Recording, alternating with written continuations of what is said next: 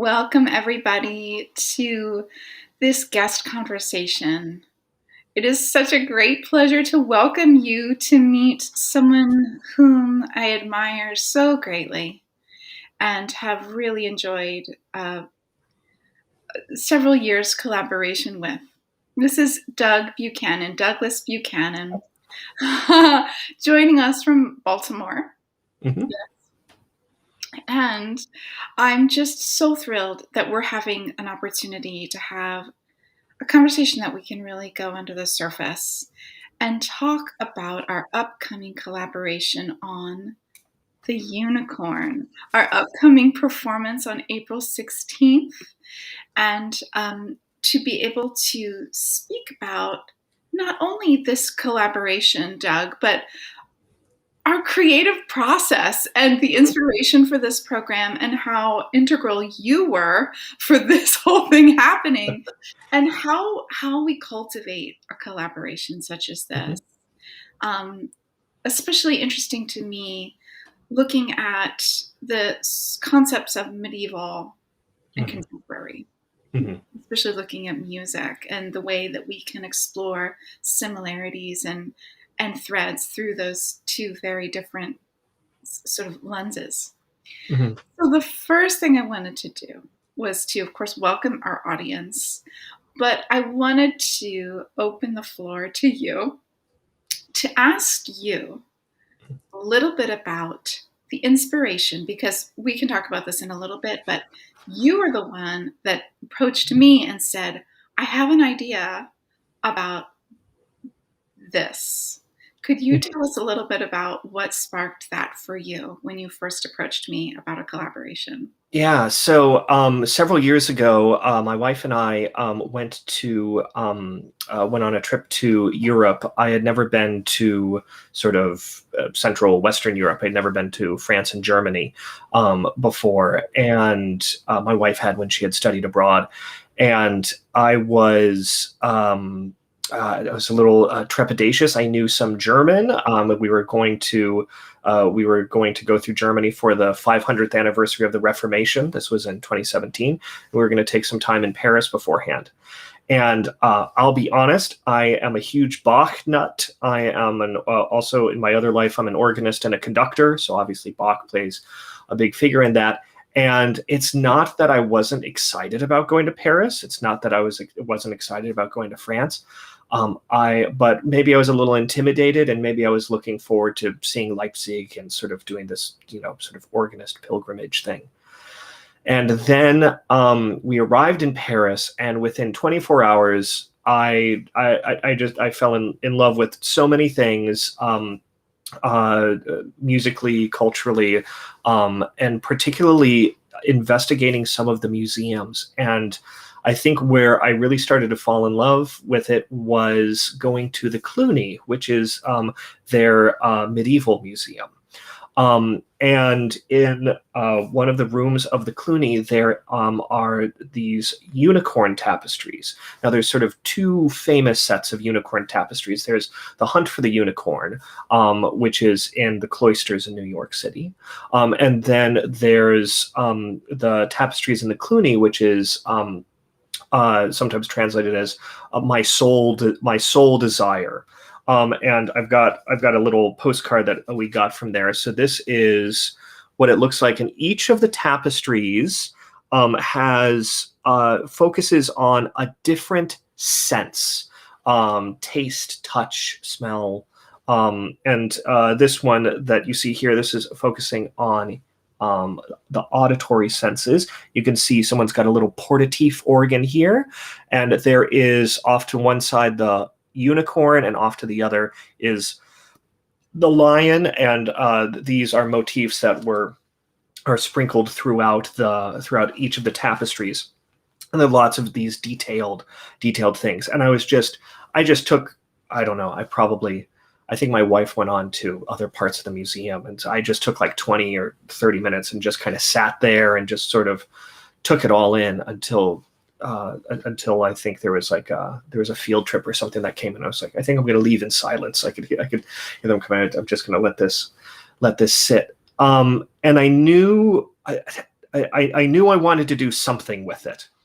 And honestly, that's probably the headspace that I'm still in. It's this sort of evolving thing. Like, there's just there was something about seeing these images that dealt with very, very bodily things. You know, these are our senses, but are also sort of touching and bumping up against these things that are, whether they are beyond what we initially comprehend in terms of our fine motor skills and things like that. Whether this is talking about, is that there's all these questions about, is this talking about courtly love? Is this talking about some sort of existential thing? Is this talking about some sort of mystical Christian experience? Or is it all of those wrapped together? There's the last tapestry is this big tapestry, and it says "Mon seul désir," and it's been translated as my one desire, or my soul desire, or sometimes the pun on it is my soul's desire. And so there's questions about, what exactly is the meaning?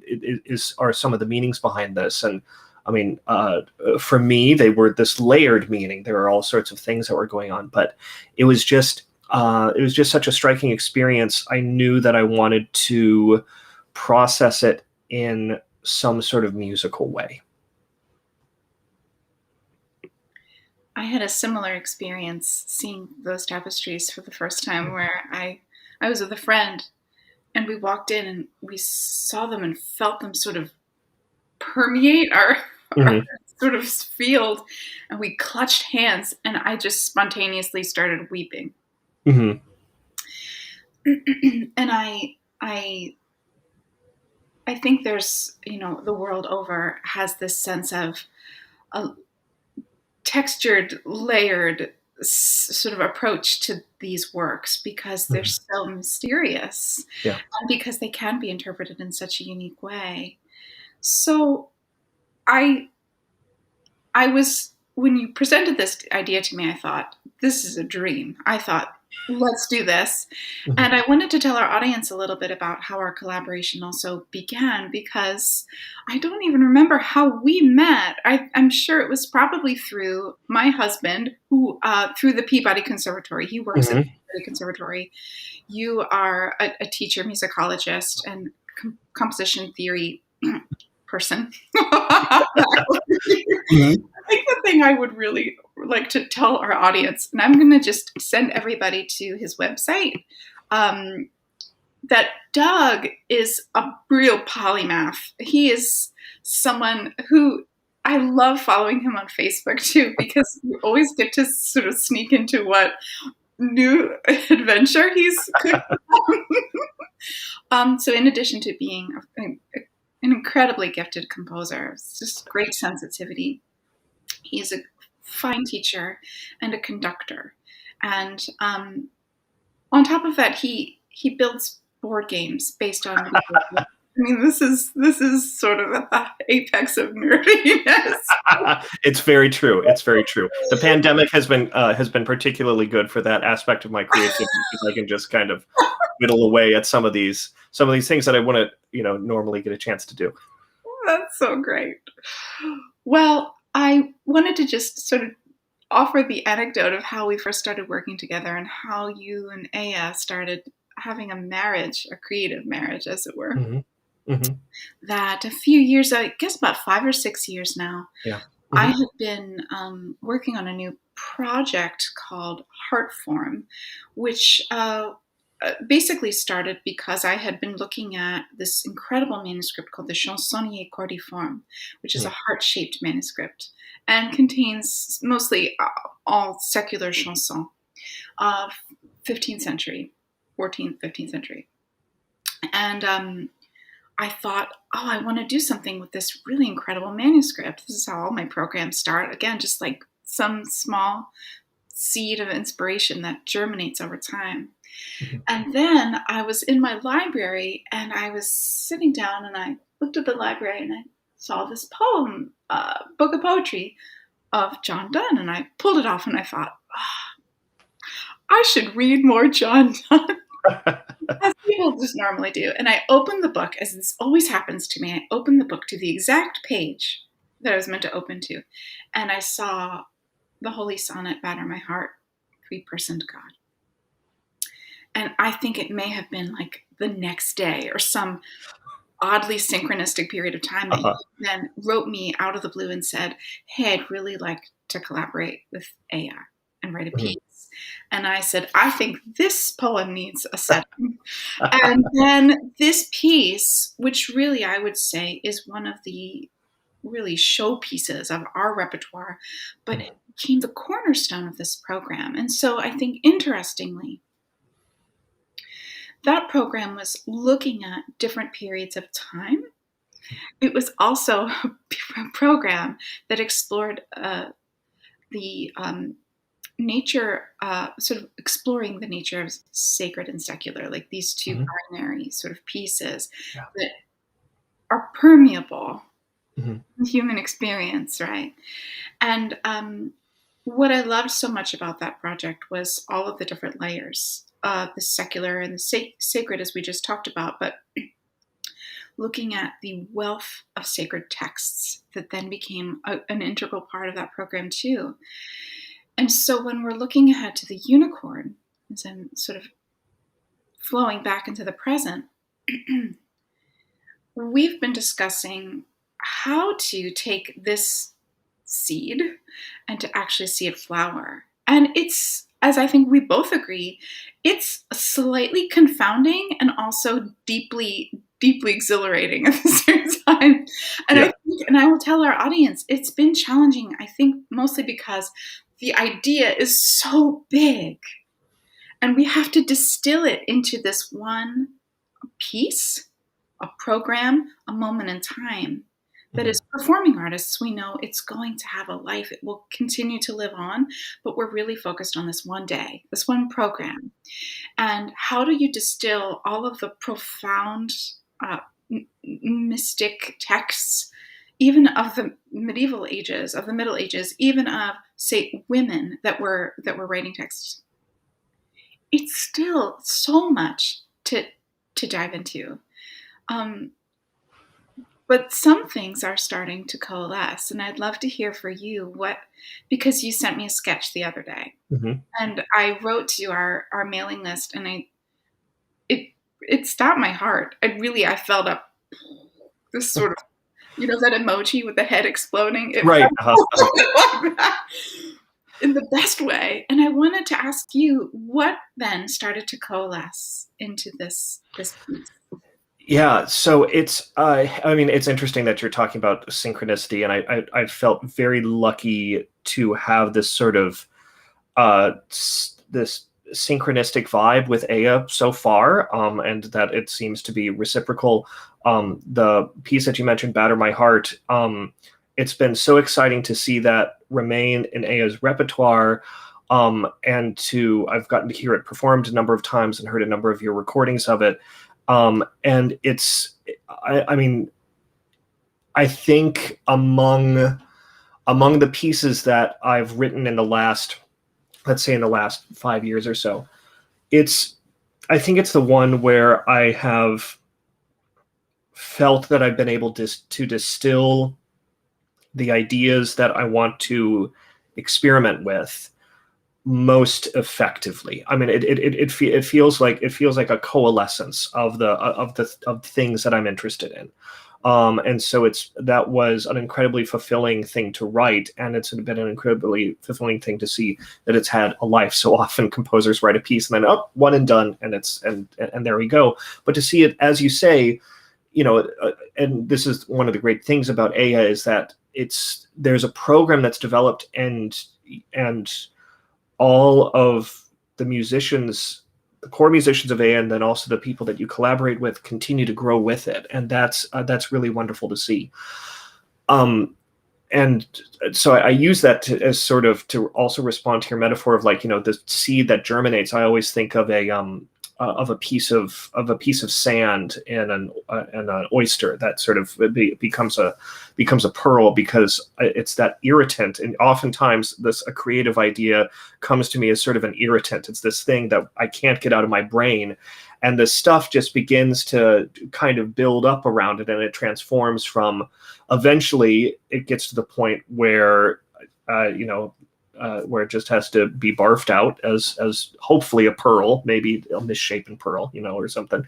But and so it's been a similar way with this. It started as this thing. Okay, there's something there that is connecting these. And then I was in a used bookshop that has up in Philadelphia, that has just a wide variety of things, and I always like going there and seeing what I discover.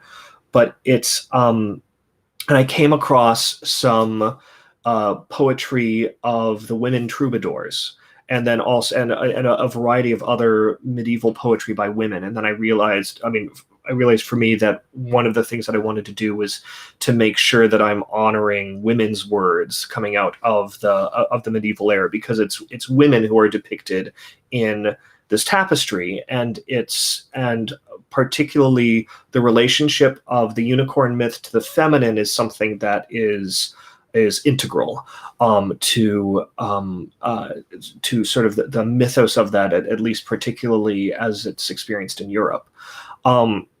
So those were things that were kind of swirling around, and it's again this sort of layered thing.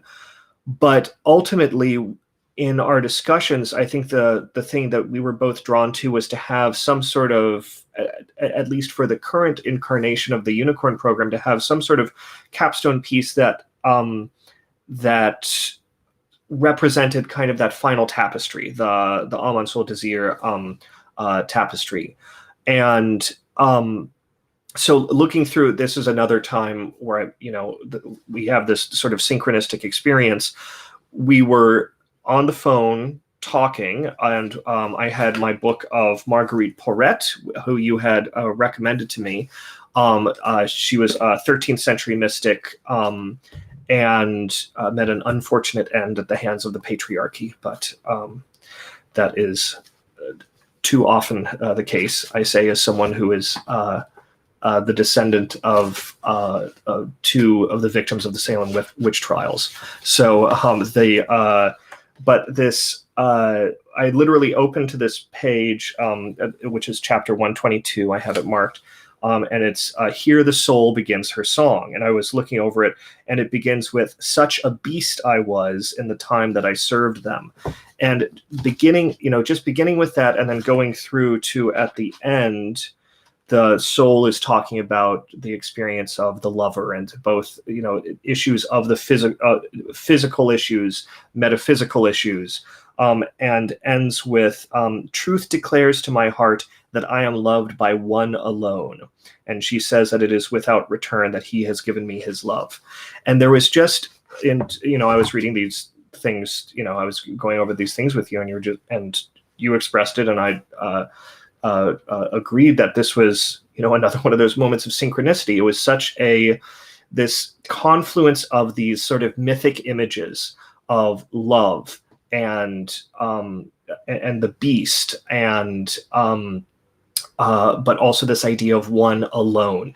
All of these things are tied up in the unicorn tapestries, the physical and the metaphysical, love, earthly and heavenly love, the idea of a beast in all its manifestations, whether it's the lion, the unicorn, the little rabbits that are going around, metaphysical inner beast. All of these things are multi-layered. In a mystic's vision, you're dealing with mythic and ritual time.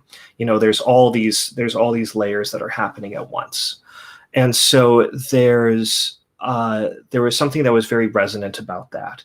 And so that's what I started sort of, my brain started perambulating around, just kind of walking around that. And eventually it started to produce something. So that's sort of been the generative force of this particular facet of the project. So Doug, I want to know what happens after you just put the period on that sentence, Uh, how did all of that swirling stuff coalesce into a piece of music? yeah.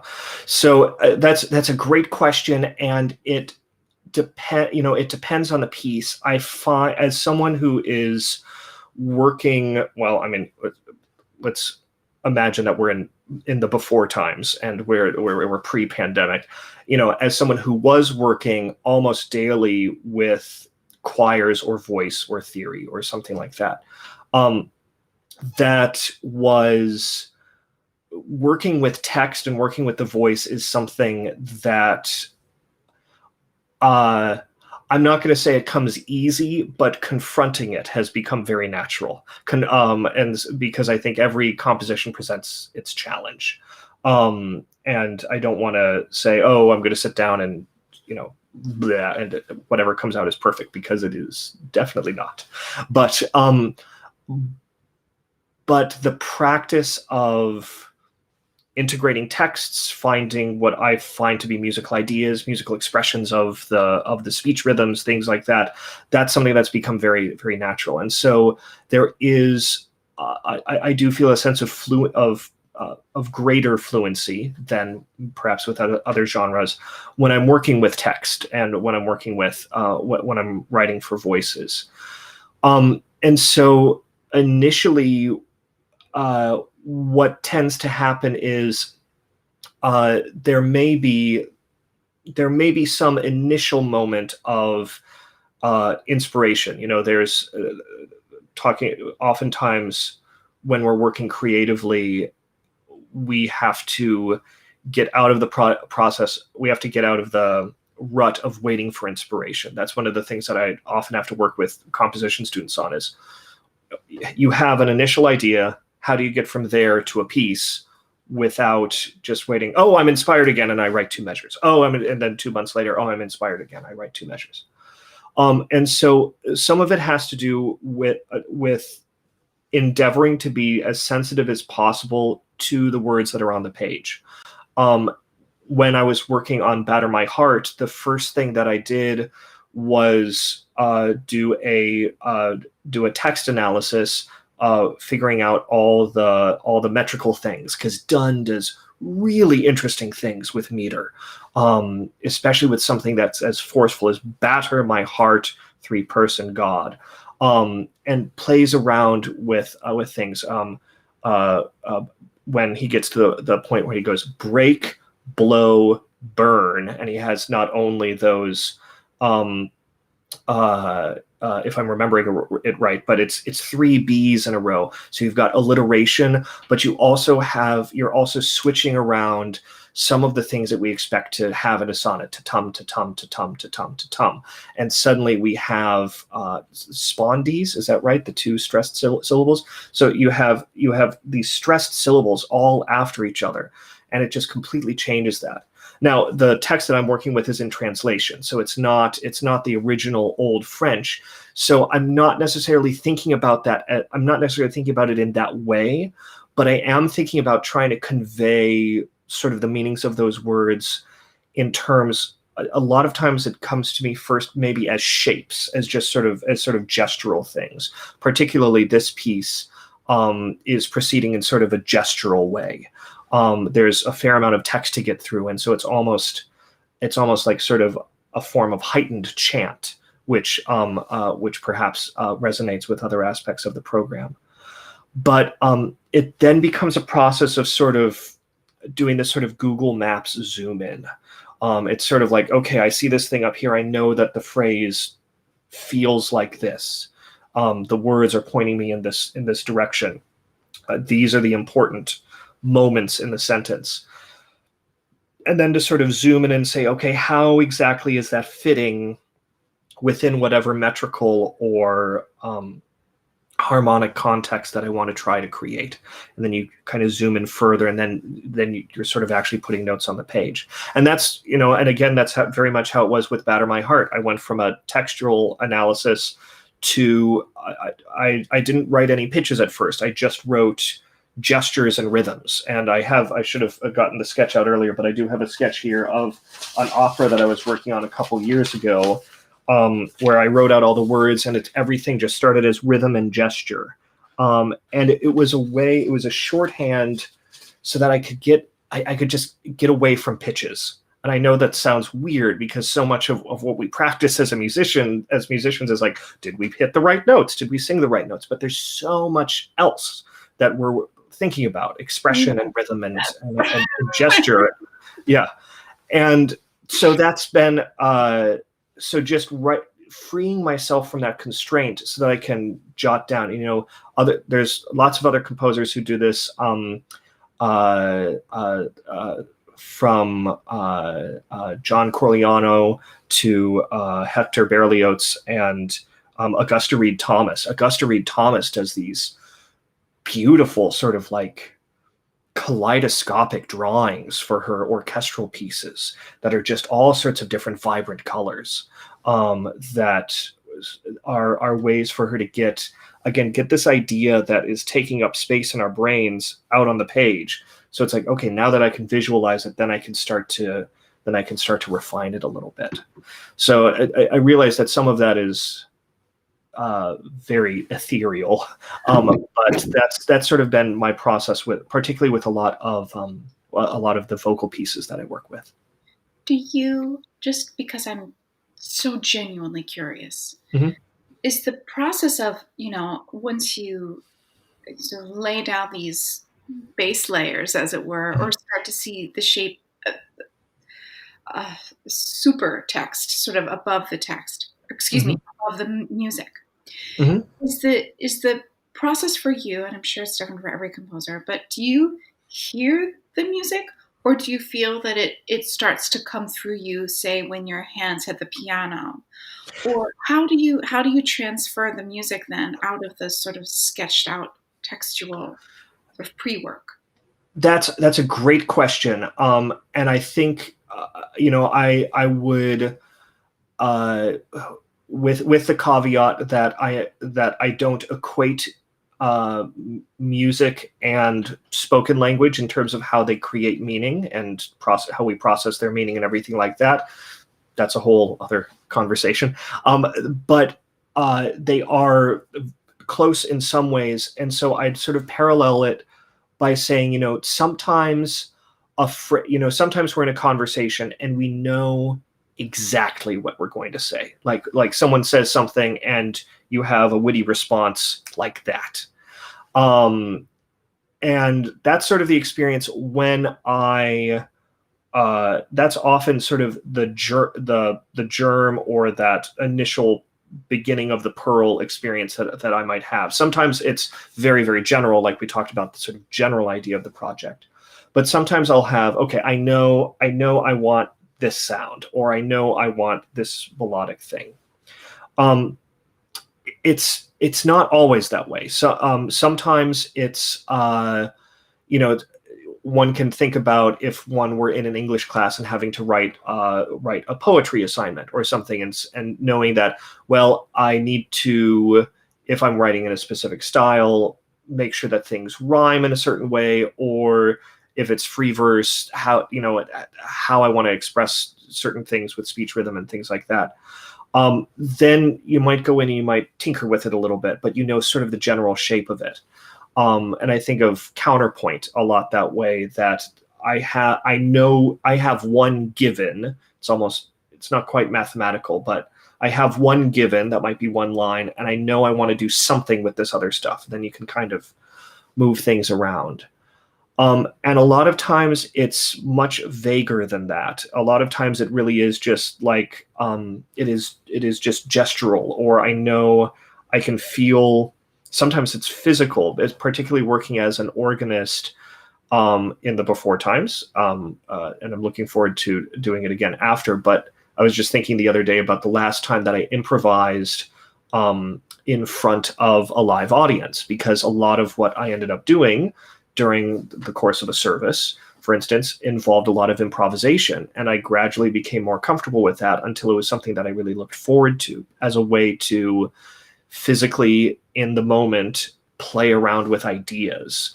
And that became such an integral part of sort of my weekly creative process. It was like, okay, now it's improvisation time, and we're going to see what happens, and maybe I'll have some ideas that I walk away from here with, and maybe it'll be real bad. But oftentimes, I was fortunate that oftentimes I would sort of have the choir's faces out of the corner of my eyes, and when someone's eyes got really wide, I could tell, oh, I've hit on something interesting. So it's a mix of things. Just like if we were working on a speech or a poem or having a conversation, we might work with our words differently. So everything from logic to physical sensation to sort of inspirational snippets or incipits that are just like, oh, I know what this melody needs to be, and I can go write it down. And sometimes I kind of know what the melody needs to be, and then I have to work it out for a really long time. So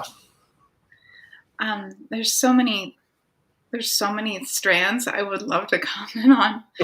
Something that it keeps coming back to me since we've been talking that I wanted to mention, which is unrelated but related, which is there's a really excellent book by Elizabeth Gilbert called Big Magic: Creative Living. And she talks about this concept in the book that, as you're talking about the grain of sand that's irritating, that very sacred grain of sand, that she talks about the nature of creative inspiration and how, in fact, ideas and inspiration are actually looking for like a host, to actually then say, I will be born through you. Mm-hmm. And if we took that further, then hearing about, I especially then wanted to comment on our role as educators and as artists, that we know that initial sort of romance, the planting of the grain of sand, is just the start of the whole creative journey that then ensues. And that I think as we grow and develop as artists, we trust that process more and more and more. And we trust the fallow times as much as we trust the times when we receive that inspiration and the wind in our sails to actually put the pen to paper or get into the studio or get to the library. Oh, talk about before time fantasies. Where you go to the library and just grab scores and say, who's ready to inspire me today? Right. But to actually say, okay, this seed is going to germinate through me. I am the gardener now, and I have to be able to stay the course. She goes further to say, if you're really not willing to stay the course, or if you lose the winds, or things dry out, the idea will remove itself and find a new host. That sounds a little bit like alien sci-fi, but it has a very genuine, pure kind. Well, there's something about that. So I mentioned this opera that I was working on a couple years ago. The parts or the initial piano rehearsal score was due in August or something. I had a very short period. I had a few months from the time I got the finished libretto until I had to get the piano, the rough piano score done, the draft piano score for the first workshop. And I think the last couple of weeks of July and the first week of August that year, I was just every day, almost every hour of the day, I was just at the computer, just trying to putting everything in. And it felt like, talking about this sort of host that's living in you, it felt like I was trying to, without being too graphic, sort of barf this thing out that was, and it got to the point where I think a few days before it was due, like I was sick. Like I was physically sick just because you're working so much, you're stressed out and things like that. And I remember going to my wife sort of bundled me in the car, and we went to a diner, and I just got a big stack of pancakes, and I just kind of sat there. It was sort of like if you're a fan of Parks and Recreation with Leslie Knope and her love of pancakes. I was just like, I need some pancakes, just to recharge. And sometimes that's where it is, or you get to the point where it's like it just has to come out. And oftentimes that's what a couple one of the other creative projects that you mentioned is that I am a much a sort of young in the sense of my experience level with it, but young in my process of being a game designer. That I started incorporating games into my theory teaching several years ago, and sort of grew into that a little bit more. And recently, there's been a couple ideas that I've just been, when my brain has a free moment, it kind of goes there and just lives there for a little while, because it's kind of whittling away at this thing, and it wants it to come out. And so I very much resonate with this sort of almost this sense of possession by an idea. And it's not always like that. It's like sometimes it's just like, okay, I got to put the next brick in the wall, and put the next brick in the wall, and put the next brick in the wall. But that's part of the creative process too. Even if it doesn't feel, even if it doesn't have that thrill of like, oh, I'm inspired, or that thrill of, I'm absolutely obsessed with this. Sometimes it is just, okay, I'm going to do another rep at this at half tempo, or I'm going to work out what these harmonies look like, or something. That sometimes that creative work is, it's often a slog, and that's the nature of it. What I realize I've been talking for a little bit, but one of the other practices that there's a short story by Neil Gaiman that is like this, and it's called The Dream Sweeper. And if I'm remembering it correctly, it's just a page or a page and a half long or something like that. And it's talking about this. Neil Gaiman is a speculative fiction and fantasy writer. And so it's imagining this man who sort of in the mornings sweeps away the dreams of the night before. And this sort of thing that if people, I think the message that I remember, it's been a while since I read this short story, but the image that stayed with me is, if people don't gather up their dreams, or are in the process of gathering up their dreams, he sweeps them away. And one of the intentional practices that I've cultivated for a very long time is, when I wake up in the morning, it's bleary-eyed or something, I just try to, like, just on my phone, I try to jot down some of the things that I've dreamt the night before. And most of the time it's just processing whatever. But, trying to have these intentional moments where you are connecting with whatever the heck it is that mythic unconscious part of you is doing, can help you in dealing with that, dealing with the grain of sand, or the alien parasite, or whatever we want to talk about, however we want to talk about creativity. Or the mythic unconscious metaphor you Right. just mentioned too. Yeah. All of the above, perhaps. Yeah.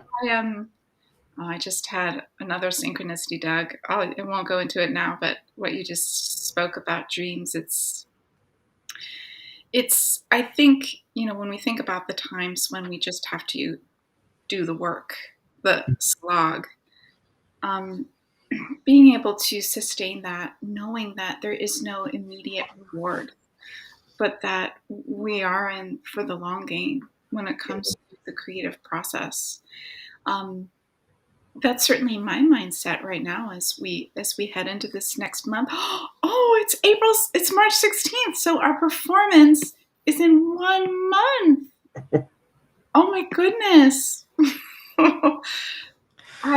I'm equal parts crazy excited and equal parts thinking, what do I do now? Because there's so many pieces that are going to come together.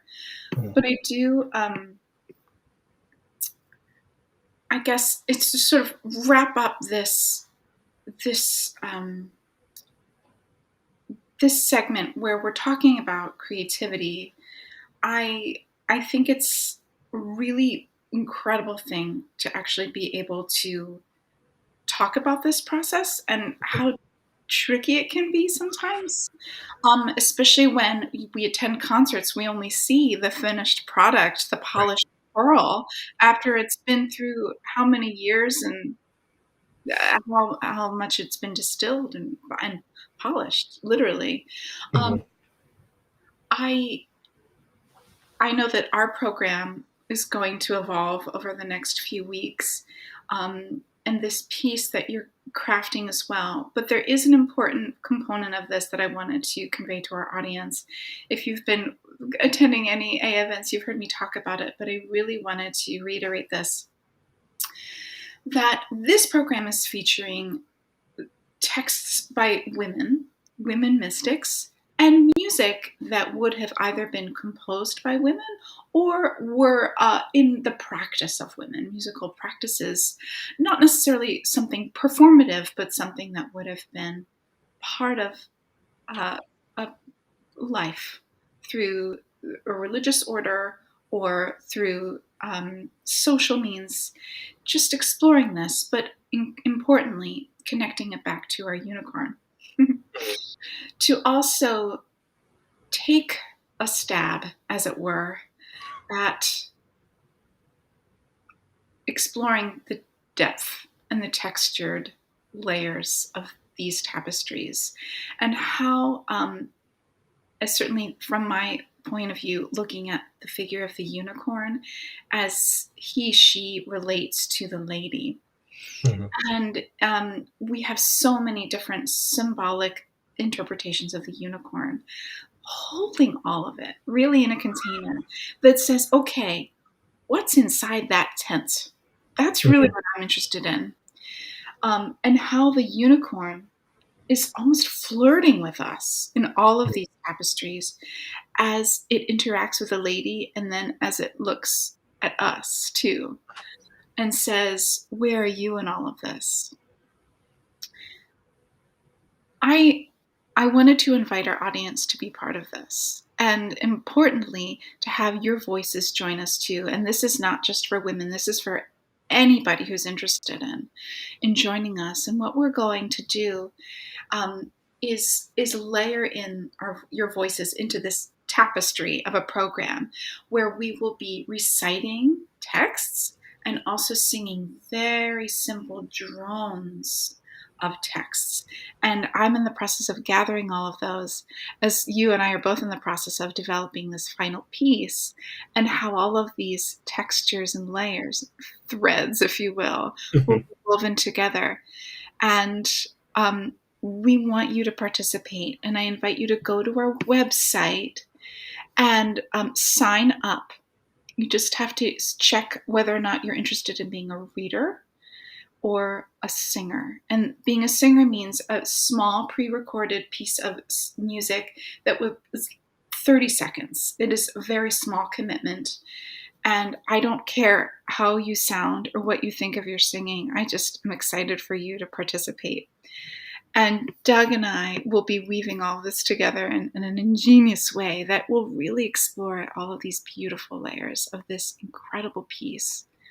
Um, and I love that. I love that there are no answers. There's nothing tidy about it. And it is like the creative process, like, woo, it's going Mhm. all the way. But I think in the end, what a piece of art, what a where the creative process can lead us is to some depth of understanding, some gnosis that helps us feel more connected with our own sacredness, with the experiences of the people that were crafting these tapestries, of all the people that actually have stepped into those galleries like you and I did, and saying, what's this all about? Who made this? What does it mean? What does Mhm. it mean? And having just that head scratch, like, who knows? But we're Mhm. here to explore for ourselves, to celebrate the people, and importantly, the women that we're highlighting through this unique lens. Doug, how can people find out more about your work, other than hearing our incredible, amazing program in 1 month? Sure.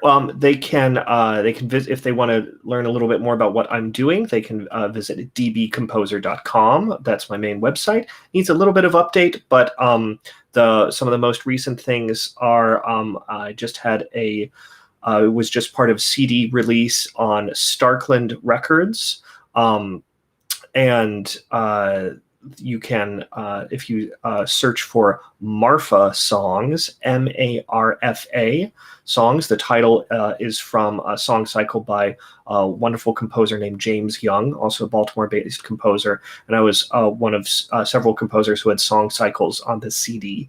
So if you're interested in hearing some more of my music, though that's music that is based on Scottish folk song. It's only one of the pieces actually takes a Scottish folk song and quotes it verbatim. The other ones are sort of kaleidoscopic re-envisionings of some of these ideas. I've been erstwhile bagpiper, so I have an interest. That's sort of the confluence of some other things. So you can visit me. That's and you can visit me there. I am every once in a while I post on Twitter at Doug B Composer. And then you can also follow me on Facebook. I have a public Facebook page that's Douglas Buchanan, Composer and Conductor. So you can follow me there. You can see what is happening. I'll be posting that this Sunday. I also I'm music director at St. David's Episcopal Church in Baltimore. We have our 45th annual Bach Marathon coming up this Sunday. It's all virtual, so you can stream it from anywhere. It's going to include a variety of things, including my completion of the last contrapunctus from the Bach Art of Fugue, some cello suite, a variety of organ works, and then we're ending with our 2018 recording of the St. John Passion. So you can check that out if you go to St. David's Episcopal Church, if you search for that, and click on the one in Baltimore, or search for Music at St. David's. And then there's lots of ways you can sign up for mailings if you want to, or you can just enjoy the music that comes your way if you just click like on that page. So those are some ways to find out a little bit more about me and the other music that I'm making and some of the other facets of my life. Thanks, Doug. That's many facets. And thank you to everyone that joined us today. I'm so grateful that you are walking this path with us. I can't believe we're almost in spring officially, and this has been a really incredible year, to say the least. And I'm truly honored and grateful to be holding events like this for EH-yah. And I want to invite you all. Next week, we have a community sing, which means we're going to be exploring more music by Hildegard of Bingen next week. And we will have some fresh transcriptions for you too of some of Hildegard's songs. So stay tuned and come and join us next Tuesday at 1 Eastern Time. Free live stream events. And that will be so much fun. And I'll be there with Kristen and Crossley. Thank you, Doug. Absolutely. Thank you so much for having me. It's a pleasure. It's a pleasure. Have a wonderful day, everybody. Thank you for joining.